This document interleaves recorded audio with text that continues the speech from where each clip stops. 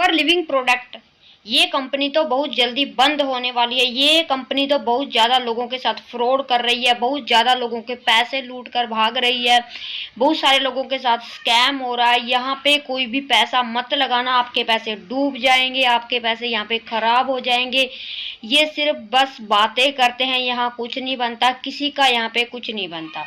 सारे के सारे लोग पागल बनाते हैं, बेवकूफ़ बनाते हैं, कोई पैसा यहाँ पे नहीं आता। ये बातें हमें बहुत ज़्यादा सुनने को मिलती हैं जब हम फॉरएवर बिजनेस को शुरू करते हैं। शुरू में हमें बहुत सारे लोग एडवाइस देते हैं, बताते हैं कि मेरे चाचा ने शुरू किया था, उसका कुछ नहीं बना, मेरे मामा ने शुरू किया था, उसके सारे पैसे डूब गए, उसका कुछ नहीं बना, मेरे भैया ने खुद इसको ज्वाइनिंग किया था, यहाँ पे उसका कुछ नहीं बना, तो आप भी छोड़ दो, ये सब बकवास है, ये कोई कंपनी कोई पैसा नहीं देती, ये एक स्कैम है, ये फ्रॉड है, लोगों के पैसे लूटते हैं, लोगों को पागल बनाते हैं, मोटिवेशन वीडियो दिखा दिखा कर लोगों का माइंड वॉश कर देते हैं।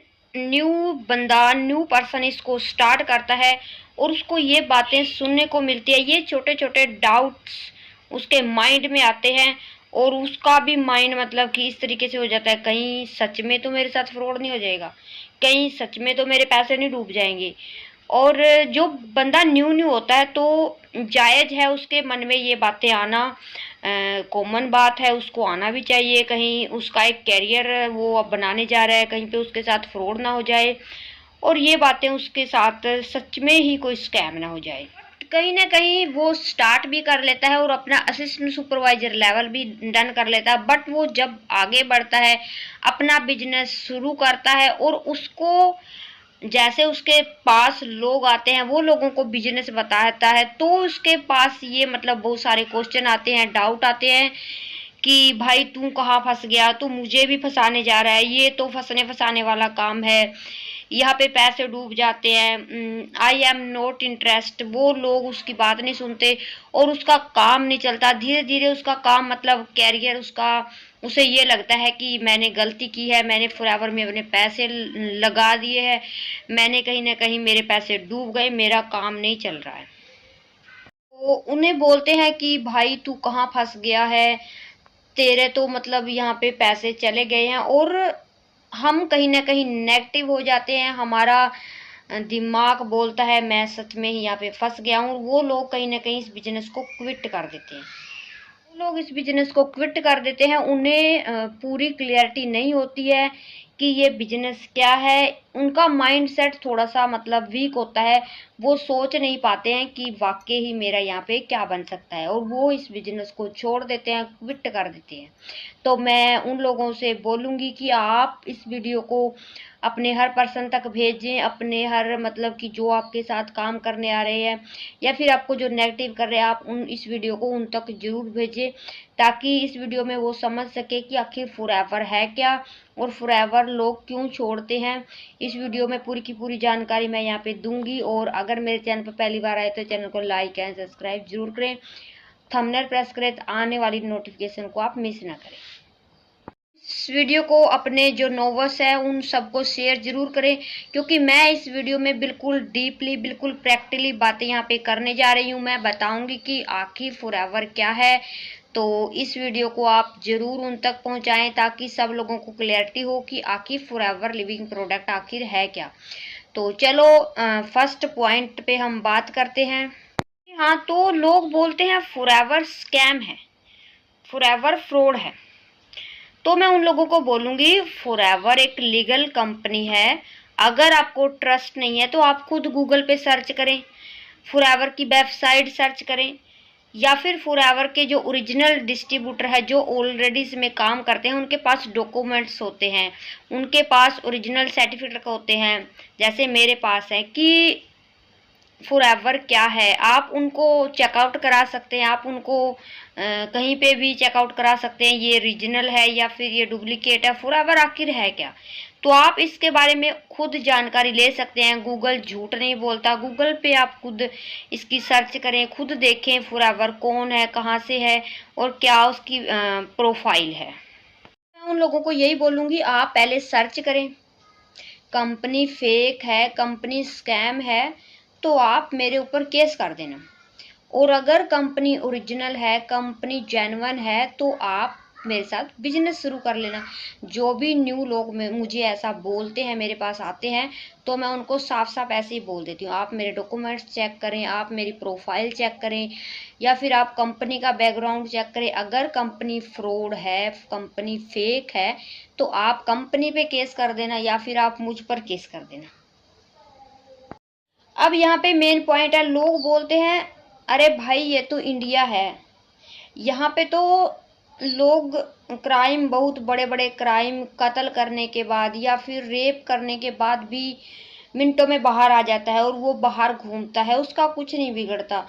सरेआम गुंडागर्दी चलती है इंडिया में, सरेआम मिलावट चलती है इंडिया में, हर चीज मतलब कि इंडिया में धोखा है। इंसान तो इंसान, खाना पीना हर चीज धोखा है इंडिया में।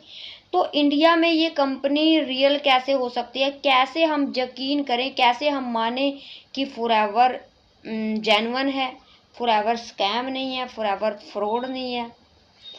तो मैं उन लोगों को यही बोलूँगी, देखो भाई आप लोग बिल्कुल ठीक कह रहे हो, इंडिया में बहुत कम चांस है कोई भी चीज़ जेन्युइन होने का। इंडिया में बहुत ज़्यादा मिलावट, फ्रॉड, स्कैम, कत्ल करने के बाद लोग बाहर, रेप करने के बाद लोग बाहर, ये सब इंडिया में हो रहा है।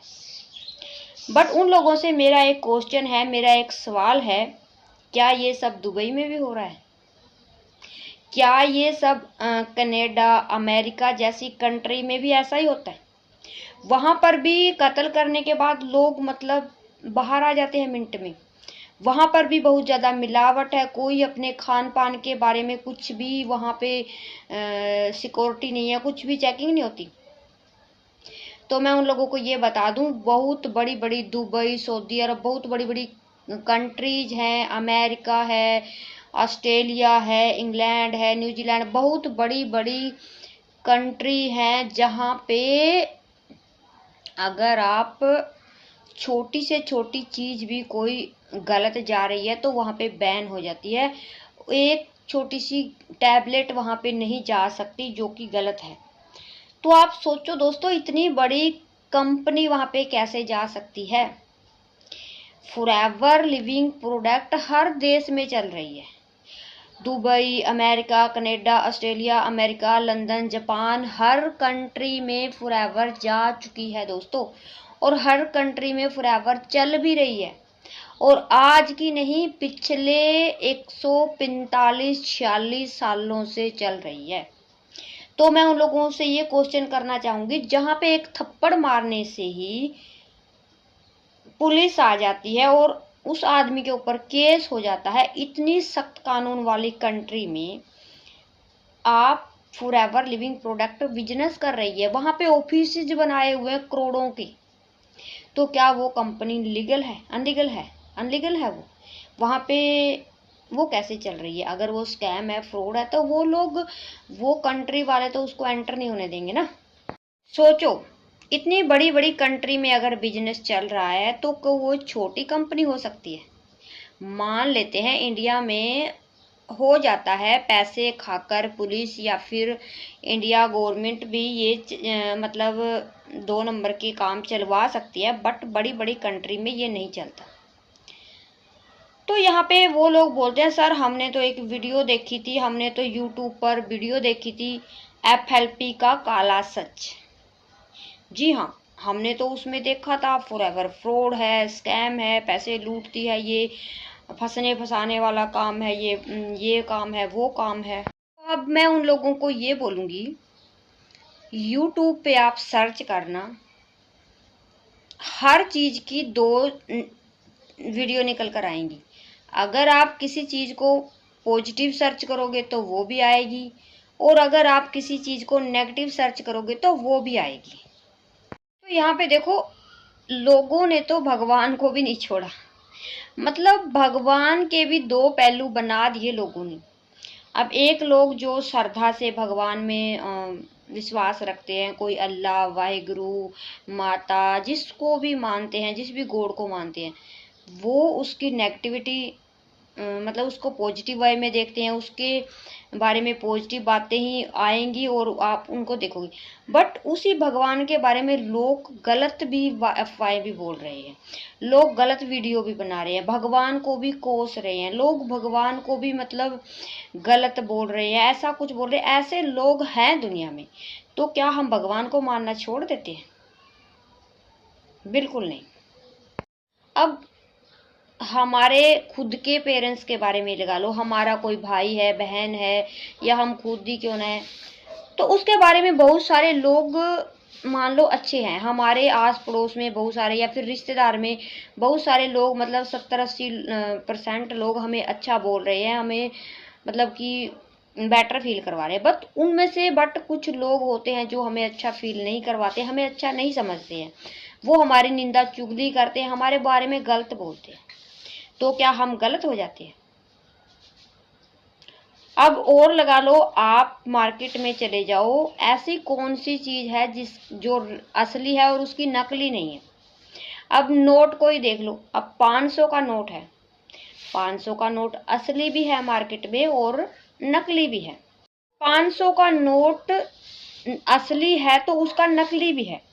अब जब 500 का नोट असली नहीं होगा तो उसका नकली कैसे होएगा? अब जैसे ये लगा लो, 5 रुपए का नोट है, आजकल 5 रुपए का नोट आता ही नहीं है, अब वो मतलब खत्म ही हो गए। अब 5 रुपए का असली नोट नहीं है तो क्या उसका नकली है? अब ये लगा लो, 80 रुपए का असली नोट नहीं है, 70 रुपए का कोई नोट नहीं है, तो क्या उसका नकली है मार्केट में? अब मार्केट में नकली उसी को बोला जाता है, उसी की कॉपी होती है जहाँ पे असली होता है। तो ऐसे ही फॉरएवर है दोस्तों, उसको नकली गलत तभी बोला जाता है, तभी वो ओरिजिनल है, वो कंपनी है, उसकी नकल बना बना के लोग उसका झूठ बना बना के उसको इस्तेमाल कर रहे हैं, उसको फ्रॉड, अनलीगल सो कुछ बोल रहे हैं, स्कैम वगैरह बोल रहे हैं। बात का ध्यान रखें, जो चीज इसके बारे में नकली बोल रहा है, जो गलत बोल रहा है, जो नेगेटिविटी फैला रहा है, मतलब कि अब उसका बैकग्राउंड चेक करो, आखिर उसने अपनी जिंदगी में क्या उखाड़ा है, क्या किया है उसने अपनी जिंदगी में जो दूसरे के बारे में गलत बोल रहा है।